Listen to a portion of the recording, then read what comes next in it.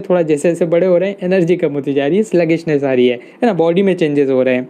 So as we grow older consuming fewer calories helps us to keep better BMR. और आपने देखा होगा जब थोड़े छोटे थे तो ज़्यादा खाना खाते थे, धीरे धीरे जैसे बड़े हो गए तो आपकी डाइट भी थोड़ी कम होती जाएगी। तो कम कंज्यूम करते हुए भी आप चीज़ों को मेंटेन कर पाएंगे, है ना, क्योंकि जब छोटे रहते तो बॉडी एकदम ग्रोथ वाली स्टेज में रहती है, बड़े होते फिर वो मेंटेन हो जाती है। Now if your metabolic age is higher then it is the time to exercise. भाई साहब अगर बीएमआर ज़्यादा आ रहा है तो एक्सरसाइज करने लग जाओ, क्योंकि आपकी बॉडी में अब फैट एक्यूमुलेट हो चुका है। बीएमआर कैसे कैलकुलेट किया जाता है, तो इसको कैलकुलेट करने का formula James Arthur Harris and Francis Gano Benedict, है ना, दो नाम है, याद रह जाए तो ठीक, नहीं रह जाए तो कोई दिक्कत नहीं, एक बार देख लेना, ज़्यादा ज़्यादा एमसीक्यू में आएगा। Equation is probably known as the Harris Benedict formula, और इसकी इक्वेजन को अपन हैरिस बेनेडिक्ट फार्मूला बोलते हैं। एंड ये इन्होंने एक फार्मूला बनाया है ना, जिसका थोड़ा सा मॉडिफाइड वर्जन है, जिसमें P equals to 10 into M centimetre में मेज़र करनी है, -5 इंटू आपकी एज पर ईयर, और लास्ट में है प्लस एस। एस एक कांस्टेंट रहता है, जो कि अगर पुरुष है तो मेल के केस में अपन +5 लिख देंगे, अगर महिला है तो उनके केस में अपन -161 लिखेंगे, है ना। अब ये नहीं होना चाहिए कि सर ये भेदभाव क्यों, पुरुष को +5 महिला को 161 क्यों।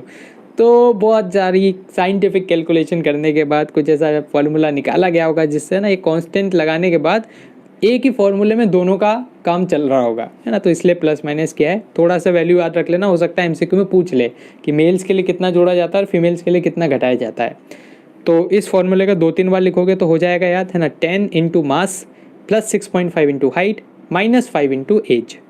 पी क्या है, P is the total energy output, जो कि आपका बीएमआर निकल के आएगा। देन डब्ल्यू है वेट, पर्सन का केजी में लेना है। हाइट आपको सेंटीमीटर में लेनी है। एज आपको पर ईयर लेनी है ना, जैसे कोई 18.5 साल का है तो उसको अपन 19 मान लेंगे, राउंड ऑफ कर देंगे। 18.1 का है तो 18 मान लेंगे। नाउ एस आपका कांस्टेंट रहेगा ही सही। सो बीएमआर का देखो ये फॉर्मूला हो गया। तो मेल के केस में तो आपको क्या करना है, मेल के केस में लास्ट में +5 कर देंगे, और फीमेल के केस में लास्ट में -161 कर देंगे। तो ये होता है बेसल मेटाबॉलिक रेट। यहाँ से फॉर्मूला आने की चांसेस कम है, बीएमआई का फॉर्मूला जरूर आता है ना, वो इंपॉर्टेंट है। यहाँ से बस आप कंसेप्ट याद रखना कि जब आप सो रहे होते हो तो कितनी एनर्जी आपकी बॉडी कंज्यूम कर रही है, उसको देखने का फॉर्मूला है बीएमआर। अब लास्ट वाला आ जाता है अपने पास रिकली जॉन्स टेस्ट। तो सीनियर सिटीजन टेस्ट है 2001 के अंदर, इसको रिकली एंड जॉन्स नाम के जो दो व्यक्ति थे उन्होंने फाउंड किया था ना, कि यार बूढ़े लोगों का भी तो कोई टेस्ट करो, फिर तभी तो हमें पता लगेगा कि इनको कौन सी एक्सरसाइज हम करवाएं। तो ये बहुत ही बेनिफिशियल साबित हुआ सीनियर सिटीजन्स के लिए, मज़ा भी आया उनको करने में कि चलो कुछ तो कर रहे हैं भाई साहब बुढ़ापे में। तो पहला टेस्ट है बैक स्क्रैच टेस्ट, है ना। तो बैक स्क्रैच टेस्ट, आपको पीठ खुजाना है। तो इसमें क्या होता है, to assess the upper body, तो अपर बॉडी को एसेस किया जाता है, शोल्डर और आपकी अपर बॉडी की बेसिकली फ्लेक्सिबिलिटी देखी जाती है ना। तो यहाँ पर से आप इन 6 टेस्ट में ये जरूर याद रखना कि किससे क्या होता है। तो अपर बॉडी की फ्लेक्सिबिलिटी देखी जाती है, एंड ये सभी शुरू में उसमें देखा था फ्लेक्सिबिलिटी में, अगर 0 में ओवरलैप हो जाए तो स्कोर आ जाएगा पॉजिटिव में, जैसा कि अपन ने फ्लेक्सिबिलिटी वाले में देखा था, है ना। वो कौन सा टेस्ट अपन ने पढ़ा था अभी शुरू में, उसमें देखा था फ्लेक्सिबिलिटी में। तो यही है यहाँ पे कि पॉजिटिव नेगेटिव 0 स्कोर कब आएगा, थोड़ा याद रख लेना। बैक और बैक की फ्लेक्सिबिलिटी अपर बॉडी की। देन नेक्स्ट आ जाता है चेयर स्टैंड टेस्ट। ये बहुत ही आसान है, मेन पर्सन है उनकी लोअर बॉडी की स्ट्रेंथ को देखना, है ना। तो एक चेयर ली जाती है, और चेयर की जो हाइट रहेगी वो एटलीस्ट 44 सेंटीमीटर रहेगी, इसको याद रखना, है ना। और एक स्टॉप वॉच रहेगी, आर्म्स को क्रॉस करना है, स्टॉप वॉच चलाया जाएगा। देन उसके बाद इसमें टाइमर लगाते हैं अपन 30 सेकेंड्स का, ठीक है, याद रखना 60 सेकेंड्स का नहीं लगाते हैं, एक बार क्वेश्चन आ गया था यहाँ से। तो 30 सेकेंड्स, क्योंकि यार बूढ़े हैं, अगर 60 सेकेंड्स करेंगे तो भाई साहब बहुत ज़्यादा थक जाएंगे, है ना। टेस्ट करना है हमें, उनको ऊपर नहीं पहुँचाना है। तो 30 सेकेंड का रहेगा। लेग्स की और लोअर बॉडी की स्ट्रेंथ देखी जाएगी, कुछ नहीं करना है उनको, बस खड़ा होना है बैठना है, खड़ा होना है बैठना है। 30 सेकेंड में जितनी बार वो खड़े होकर बैठ जाएंगे वही उनका स्कोर होगा। देन इसके बाद आ जाता है उनकी एंड्योरेंस को नापने के लिए 6 मिनट वॉक टेस्ट। तो देखो जब भी लंबी दूरी की रेस होगी तो हम वहाँ पर क्या नापेंगे, एंड्योरेंस। एंड्योरेंस का और नाम क्या है, स्टेमिना या फिर एरोबिक फिटनेस।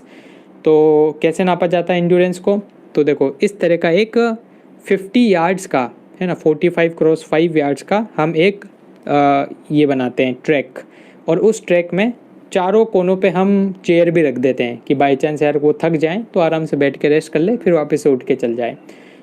6 मिनट का रहता है। 6 मिनट में जितनी वो डिस्टेंस कवर करते हैं वही उनका क्या हो जाता है, स्कोर हो जाता है। तो देखो 45 × 5 या 50 यार्ड का एक वॉकिंग कोर्स रहता है और साइड में कोन्स लगाए जाते हैं ताकि वो आराम से नेविगेट कर लें। देन जितना वो वॉक कर लेंगे वही उनका स्कोर हो जाएगा। ठीक है, आसान प्रश्न है, मतलब आसान सा ही टेस्ट है। फिर आ जाएगा आर्म कर्ल टेस्ट। तो जिम वाली फीलिंग दी जाती है ना। इसमें क्या होगा कि डंबल दिया जाएगा। अब डंबल का वेट याद रखना, एक बार पूछा था सीबीएसई ने। तो वुमेन को 5 LBS है ना, LBS जो है वो ब्रिटेन में इसको वेट की यूनिट है। जैसे अपने यहाँ पर केजी है ना, वैसे वहाँ पे LBS है। तो 5 LBS का डंबल दिया जाता है फीमेल को, और मेल हैं तो उनको 8 LBS का डंबल दिया जाता है। कुछ नहीं करना, अपर बॉडी की स्ट्रेंथ हम इससे देखेंगे। तो वही 30 सेकंड के लिए करवाना है ना, 1 मिनट के लिए नहीं करवाना, याद रखिएगा। तो 30 सेकंड है ना। इसकी डिस्टेंस रहेगी 8 फुट, जैसा टेस्ट के नाम में लिखा हुआ है। इसके पास से घूम के वापस से चेयर पर बैठना है। जितना मिनिमम टाइम उनको लगेगा वही उनका स्कोर रहेगा, है ना। और ध्यान रखना है कि बीच में कोई हिंडरेंस ना हो, है ना। ऐसा नहीं कि भाई साहब कूद कूद के जा रहे हो, बीच में कुछ भी पड़ा है, तो एकदम क्लियर रहना चाहिए। लास्ट है chair sit and reach test. तो इसमें कुछ नहीं है, एक चेयर पर बैठना है। लोअर बॉडी की फ्लेक्सिबिलिटी को यहाँ पर देखा जाएगा, है ना। थोड़ा सा यार इसको आप ध्यान रखना, क्योंकि कन्फ्यूजन होता है, लोअर बॉडी की स्ट्रेंथ है या फ्लेक्सिबिलिटी है। तो चेयर सिट एंड रीच, देखो कहीं पर भी पहुँचने की बात करेंगे ना हम, जैसे हमने पहले पढ़ा था सिट एंड रीच टेस्ट, तो उसमें हम पहुँच रहे थे पैरों तक, तो वो फ्लेक्सिबिलिटी देख रहे थे। तो इसी तरह यहाँ पर सिट एंड रीच टेस्ट, इसमें भी हम फ्लेक्सिबिलिटी देखेंगे। तो लोअर बॉडी की फ्लेक्सिबिलिटी देखी जाती है, और इम्पॉर्टेंट है फ्लेक्सिबिलिटी, ताकि एक्टिव लाइफस्टाइल मेंटेन कर पाए। वही चेयर चाहिएगी। देन उसके बाद आपको एक स्केल चाहिएगा। देन चेयर की लेंथ अगर इंच में हम देखेंगे तो 17 इंच या फिर 44 सेंटीमीटर हाइट। तो ये रहेगा। और कैसे परफॉर्म करना है, तो ठीक है, सिर्फ एंड्योरेंस देखेंगे, इसमें पावर और स्पीड नहीं देखेंगे। देन इसके बाद chair sit and reach test में डिस्टेंस इज मेजर्ड बिटवीन। तो देखो सिट एंड रीच अभी जो अपन ने लास्ट पढ़ा था, डिस्टेंस किस में अपन मेजर कर रहे हैं, tip of the finger tip, है ना। फिंगर टिप का भी टिप और टोज़, तो पैरों के जो टोज़ रहते हैं और फिंगर टिप रहती है, उन दोनों के बीच का डिस्टेंस यहाँ पर मेज़र किया जाएगा। 6 मिनट वॉक टेस्ट, लंबी रेस है। तो हम यहाँ पर क्या देखेंगे, हम यहाँ पर देखेंगे, देखो इसमें ऑप्शन में है ही नहीं, एंड्योरेंस देखेंगे। ऑप्शन में overall fitness, walking, lower body, तो इनमें से कुछ नहीं, ऑप्शन हो जाएगा D, none of the above. Back scratch test जो रहता है अपर बॉडी फ्लेक्सिबिलिटी के लिए, उसको किया जाता है कौन सी पोजीशन में, तो अपन ने देखा था बैक स्क्रैच है तो सिटिंग पोजीशन, नहीं स्टैंडिंग पोजीशन में ना, खड़े होकर कार्य करना है आपको। तो ऑप्शन नंबर ए इसका आंसर रहेगा। देन इसके बाद कुछ PYQs देख लेते हैं। Sit and reach test conduct किया जाता है फ्लेक्सिबिलिटी के लिए, अभी अपन ने देखा। सैम्पल पेपर का एक क्वेश्चन है ना। तो इसमें यहाँ पर है कि आपको टेबल बनानी है, जो भी टेस्ट यहाँ पर एज ग्रुप 9 से 18 के लिए। तो अपन ने देखा था 5 टेस्ट थे।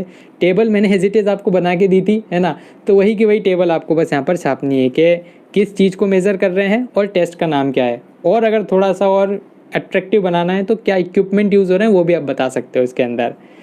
देन इसके बाद सीनियर सिटीजन का जो टेस्ट रहता है, तो सीनियर सिटीजन की एज क्या रहती है, तो देखो अपने को पता ही है 60 साल के ऊपर जो रहता है सीनियर सिटीजन है ना। अब 60 के आगे कुछ भी आ जाए, 94, 100, 110, 120। अब यहाँ पर एक ही ऑप्शन है जो 60+ है, तो इसलिए ऑप्शन नंबर ए इसका राइट आंसर है। ये बहुत ही अच्छा क्वेश्चन है, सैम्पल पेपर में भी आया हुआ है। Chair stand test, arm curl, back scratch और 6 मिनट वॉक, किससे क्या होगा। तो देखो चेयर स्टैंड, सिर्फ और सिर्फ उनको क्या होना है, खड़ा होना है। तो खड़े होने में क्या हम देखेंगे, लोअर बॉडी की स्ट्रेंथ। आर्म कर्ल टेस्ट, तो इसमें हम देखेंगे अपर बॉडी की स्ट्रेंथ। बैक स्क्रैच टेस्ट, तो इससे हम देखेंगे अपर बॉडी की फ्लेक्सिबिलिटी। और 6 मिनट वॉक टेस्ट, तो इससे हम देखेंगे एंड्योरेंस ना। तो ऑप्शन नंबर ए आपका क्या हो जाएगा, राइट आंसर हो जाएगा। देन इसके बाद ऑब्जेक्टिव्स आपको बताने हैं। फ्लेमिंगो टेस्ट के आप आराम से बता सकते हो। फ्लेमिंगो मतलब वो चिड़िया की तरह खड़ा होना है, बैलेंस बनाना है बेसिकली, है ना। देन फिर टेबल बनाना है आइटम्स की, ये अपन ने देख ही लिया। तो ये इस तरह की टेबल मैंने आपको बताई थी पहले, एज इट इज छाप के आनी है। देन कौन सा टेस्ट डेवलप किया गया है फॉर सीनियर सिटीजन्स, तो ये टेस्ट है Rikli and Jones test, option number B. Test that is use to test the functional ability among the senior citizen, ठीक है। तो वही है Rikli and Jones test. Senior citizen जहाँ पर मैं नाम है आपके सिलेबस में एक ही है, Rikli and Jones. Then test duration क्या है आर्म कर्ल टेस्ट का, मैंने बताया था बूढ़े हैं 30 सेकंड से ज़्यादा नहीं होएगा, तो 30 second is the right answer, है ना। इस तरह से आर्म कर्ल टेस्ट किया जाता है। कैसे प्रोसीजर है वो आपको पता ही होगा।